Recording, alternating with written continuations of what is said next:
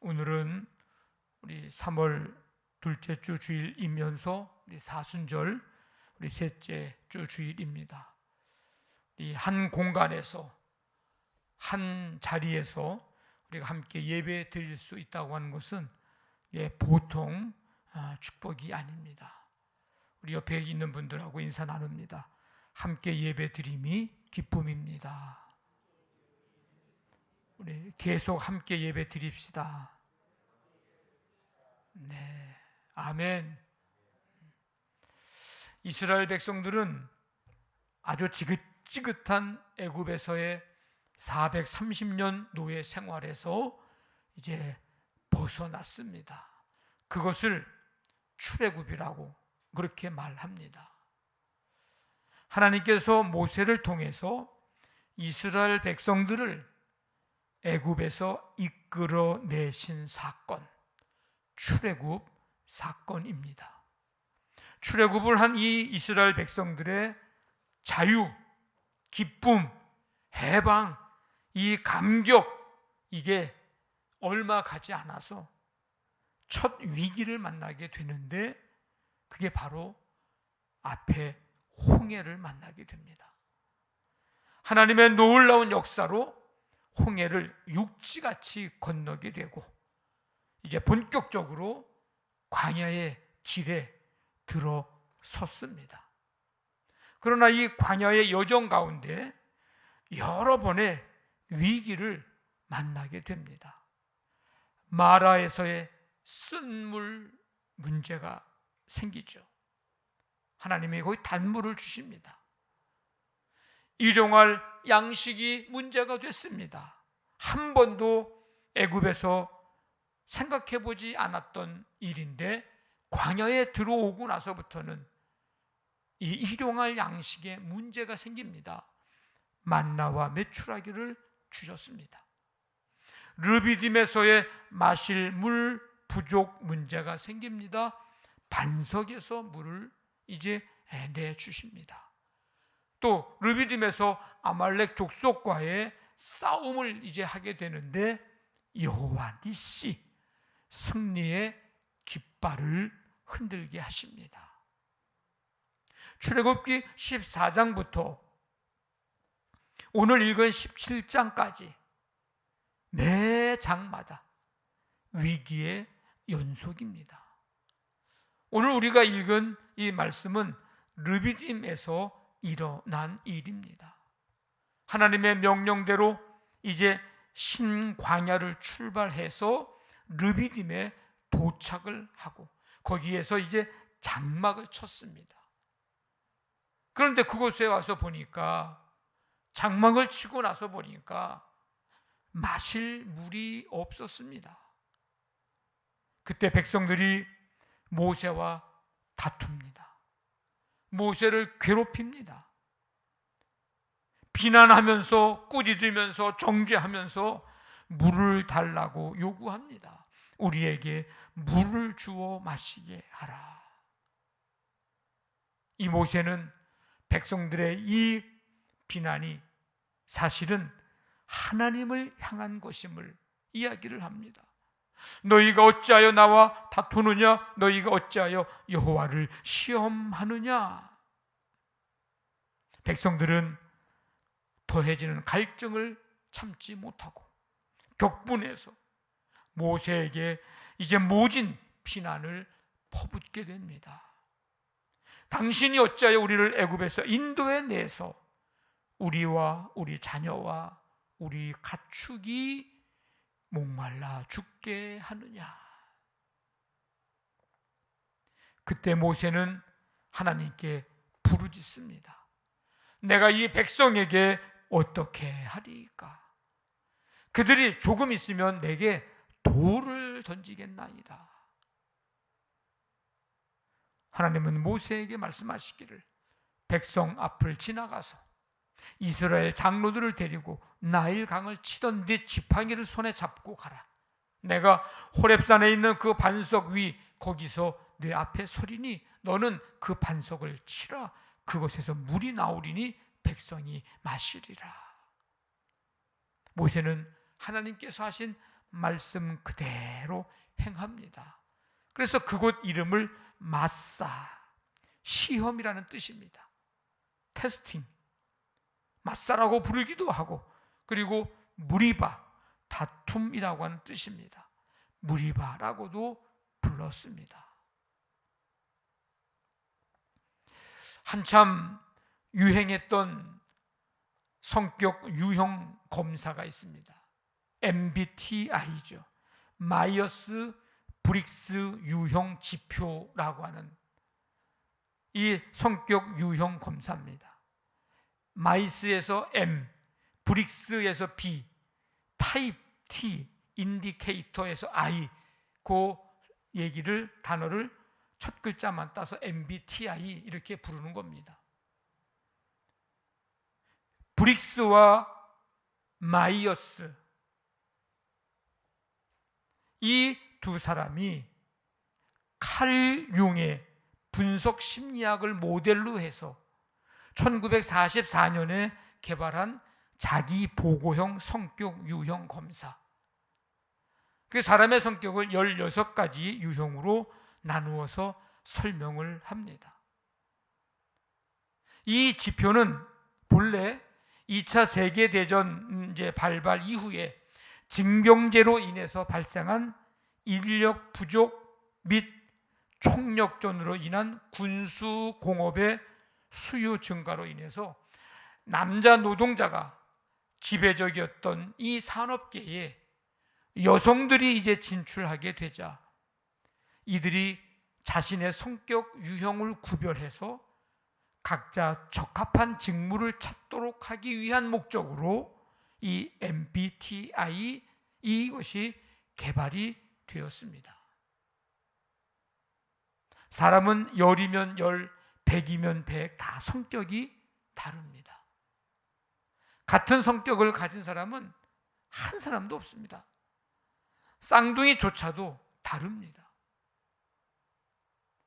그러니까 이게 인간의 매력이기도 하지만 또 다른 면으로 보면 그래서 인간을 대하기가 너무 힘들다는 것입니다.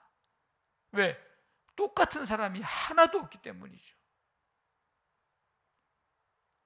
이 MBTI, 이 성격 유형 검사를 하면 어떤 유익이 있을까? 여러 가지 있겠지만은 제가 개인적으로 생각해 볼 때에 다른 사람의 성격 유형을 알므로써 왜 저런 말과 저런 행동을 하게 되었는지 더 잘 이해하면서 그래도 좀 더 나은 반응을 보일 수 있다고 하는 점, 이게 이 MBTI, 자기 성격을 이 유형을 통해서 내가 어떤 유형인지를 알고 상대방의 유형이 어떤 유형인지를 알면 저 사람이 왜 저런 말을 했는지, 왜 저런 행동이 나오는지를 이해하기도 하고 그런 행동이 말이 되었을 때에 내가 어떤 반응을 보여야 한다고 하는 것을 좀 알 수 있다는 점에서 이 MBTI가 유익한 점이 있습니다. 물론 이 많은 사람들, 똑같은 사람이 하나도 없는 이 인간들을 16가지 유형으로 딱 묶어놓는 자체가 사실은 좀 말이 안 되는 거긴 합니다. 어쨌든 이런 유익이 있겠다 하는 생각을 해보게 되죠. 중요한 건 아니지만 참고로 저의 유형은 ISFJ인가? 하여간 해본 지가 오래돼가지고 어떤 사람은 이렇게 살아가면서 인생을 참 쉽게 산다라는 생각을 하게 되는 사람도 있어요. 나는 인생을 어렵게 사는 것 같은데 아무개는 저 사람은 인생을 참 쉽게 사는 것 같다. 그러면서 느끼게 되는 것 중에 하나는 살면 살수록 산다는 것이 쉽지가 않다고 하는 생각을 하게 됩니다. 그리고 살아가는 이 인생뿐만 아니라 목회하면서도 느끼는 것 중에 하나는, 목회하면 할수록 목회가 힘들다라고 하는 생각을 하게 됩니다. 30대, 40대는 그냥 어쨌든 사명감을 가지고 열심히 그냥 앞만 보고 달려가고 뭐든지 다 할 수 있을 것 같고 또 하면 될 것 같고 여러 가지 그런 마음들도 들고, 그런데 하면 할수록 힘들다. 목회가 인생살이도 힘들다. 어떤 면에서 그런가? 이런 상황에서 내가 어떤 반응을 보여야 되지? 힘들어요. 이게 이런 상황에서 내가 어떤 말을 해야 되지? 이게 힘들어. 저런 상황에서 내가 어떤 행동을 해야 되지 지금? 이런 상황에서 내가 어떤 표현을 해야 할까? 사람마다 다 다르고 환경마다 다르고 문제마다 다르고, 그러니까 열이면 열, 백이면 백, 그 모든 거에 내가 어떻게 반응하고 말을 하고 행동을 하고 표현을 해야 하는가? 이게 보통 힘든 게 아니더라고요. 100이면 100, 200이면 200 인원수대로 여러분들도 별로 좋아하지 않는 시어머니가 다 있는 거예요. 인원 숫자대로. 이런 사람 저런 사람 모든 성격 유형에 이게 다 맞추려니까 그것도 힘든 거고. 어떻게 해야 할까? 어떻게 해야 할까? 늘 던져야 하는 질문이고 하나님 앞에 기도해야 하는 제목이, 하나님 이럴 때는 어떻게 해야 되죠? 근데 그 질문을 저만 하는 게 아니고 오늘 보니까 모세도 그런 질문을 하고 있어요. 어떻게 하리까? 이스라엘 백성들이 출애굽을 한 후 가나안을 향해 갈 때 그 여정 속에는 기뻐할 일도 있겠지만 견디기 힘든 일도 만날 수도 있습니다. 광야를 통과해야만 하는 일이기에 아마도 힘든 일 만나는 경우가 훨씬 더 많을 것이 분명합니다. 그런데 그럴 때마다 백성들이 어떤 반응을 보였습니까? 백성들이 반응했던 표현이 뭡니까? 어찌하여 였습니다. 어찌하여. 어찌하여. 앞에는 홍해, 뒤에는 애굽 군대가 있을 때의 반응을 한번 볼까요? 모세에게 이르되 애굽에 매장지가 없어서 당신이 우리를 이끌어내어 이 광야에서 죽게 하느냐? 어찌하여 당신이 우리를 애굽에서 이끌어내어 우리에게 이같이 하느냐? 오늘 물 없는 르비딤에서의 반응은 어떻습니까? 백성이 목이 말라 물을 찾으며 그들이 모세에게 대하여 원망하여 이르되 당신이 어찌하여 우리를 애굽에서 인도해내서 우리 자녀 우리 가축이 목말라 죽게 하느냐? 가데스 바네아에서 정탐꾼들의 보고가 있은 후 40일 동안 정탐을 하고 돌아와서 이 12명이 보고를 하는데 10명이 보고했던 내용을 들은 백성들의 반응, 모세와 아론을 원망하여 온 회중이 그들에게 이르되 우리가 애굽 땅에서 죽었거나 이 광야에서 죽었으면 좋았을 것을 어찌하여 여호와가 우리를 그 땅으로 인도하여 칼에 쓰러지게 하려 하는가? 우리의 처자가 사로잡히리니 애굽으로 돌아가는 것이 낫지 아니하랴? 어찌하여?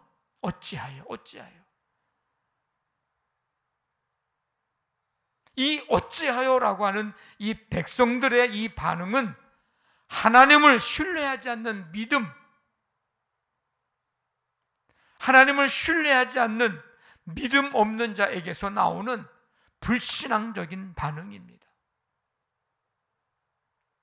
이 어찌하여 이 백성들의 이 반응은 하나님께 받은 은혜와 사랑을 기억하지 못하고 잊어버린 채 배은망덕한 자에게 나오는 반응입니다. 어찌하여 우리를 원인만 묻고 책임 소재만 찾는 것이지 대안이 하나도 없는 반응입니다. 하나님의 능력을 의심하고 하나님의 인도하심을 믿지 못하는 반응입니다. 어찌하여 하나님의 뜻과 계획을 묻는 반응이 아닌 자기 중심적인 반응입니다. 이 반응은요, 하나도 유익이 없는 반응입니다. 개인적으로나 공동체적으로 유익이 하나도 없습니다. 백성들은 사실 출애굽이라고 하는 이 역사적인 현장에서 하나님의 은혜와 능력과 사랑을 직접 목격을 했습니다. 10가지 재앙이 일어나는 모습을 다 봤습니다. 진퇴양난의 상황에서도 바다를 갈라 길을 내어주셔서 자신들의 발걸음으로 육지를 바다같이 직접 걸어왔습니다. 그러면 하나님을 신뢰해야 하는 것 아닙니까? 그러면 이런 일을 경험하고 보고 목격을 했다면 하나님이 하실 일에 대해서 기대하며 기다려 볼 만하지 않습니까?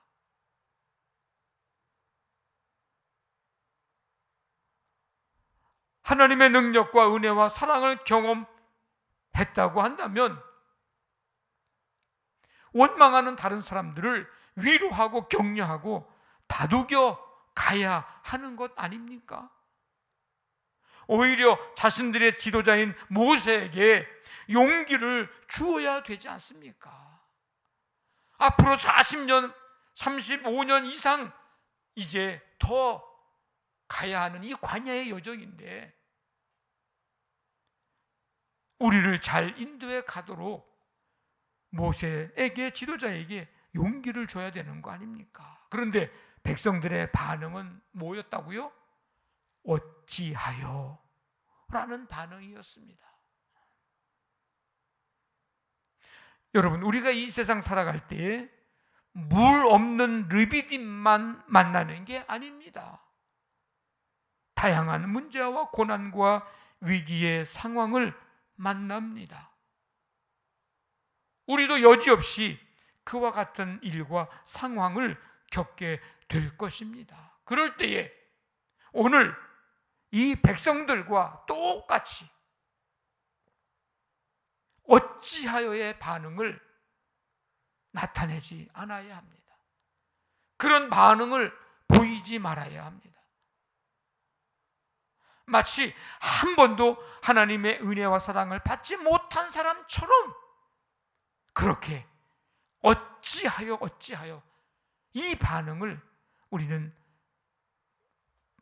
이 반응을 나타내지 말아야 합니다.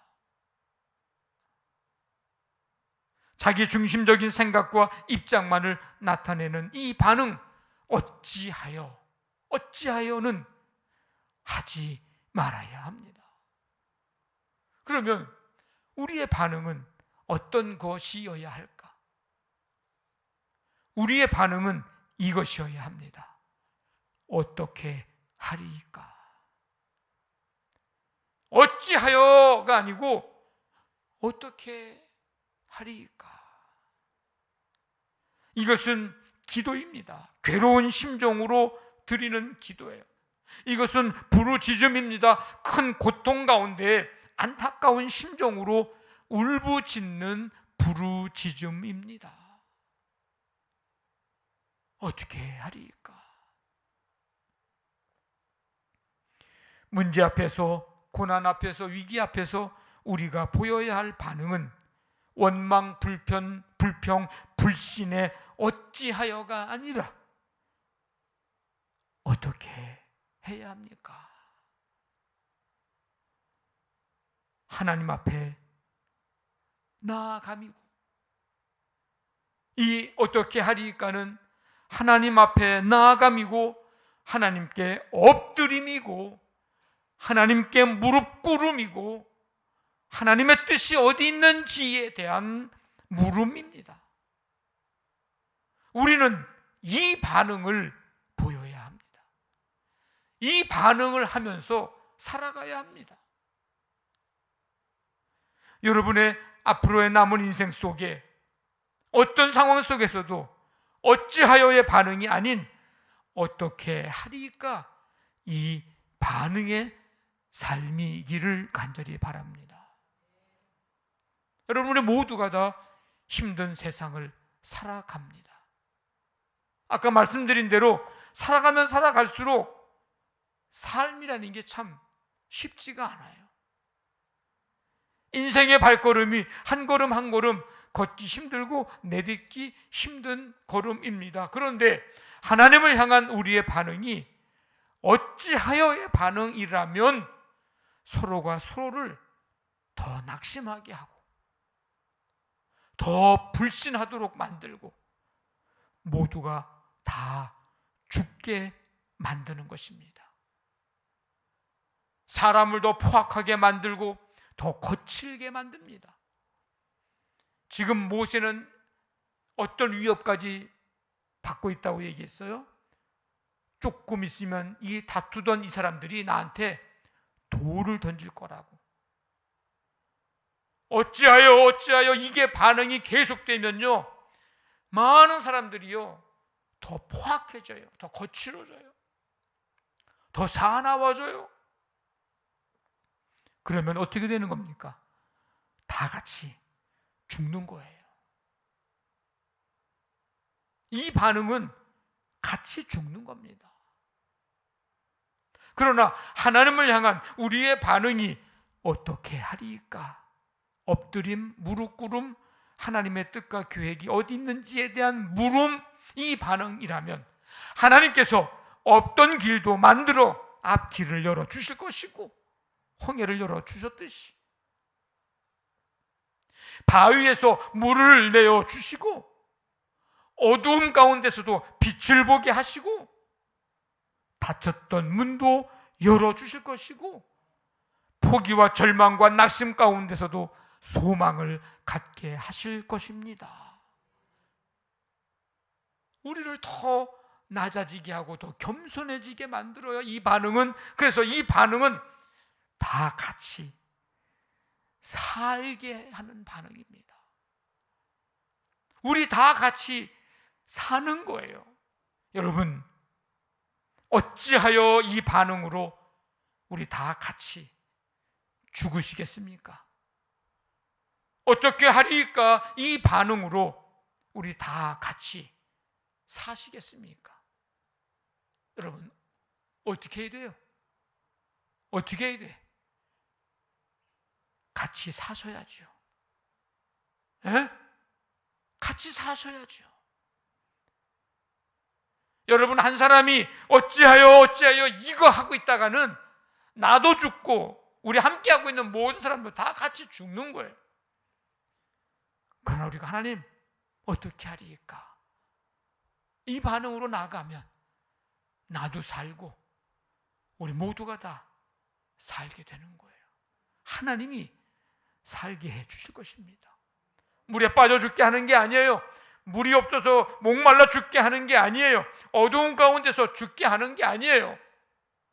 하나님께서는 길을 여시고 문을 여셔서 살게 하시는 것입니다. 모세가 어떻게 하리까의 반응을 보이니까 하나님께서는 어떻게 하셨습니까? 하나님께서 은혜를 베푸셨습니다. 반석에서 나오는 샘물을 마실 수 있게 하셨습니다. 여러분, 광야에서 샘물을 마신다? 이건 보통 은혜가 아닙니다. 이건 단순히 물을 마신 게 아니에요. 생명수입니다. 생명수. 살리는 은혜를 베풀어 주셨습니다. 여기서 모세가 들고 있는 지팡이로 반석을 치라 하셨는데, 반석은 호렙산 위에 어느 한 바위가 아니라 예수 그리스도를 의미합니다. 고린도전서 10장에 다 같은 신령한 음료를 마셨으니 신령한 반석으로부터 마셨으며 그 반석은 곧 그리스도시라. 우리가 받아야 될 형벌을 예수님이 대신 받으시고 생수의 강을 흘려 보내셨습니다.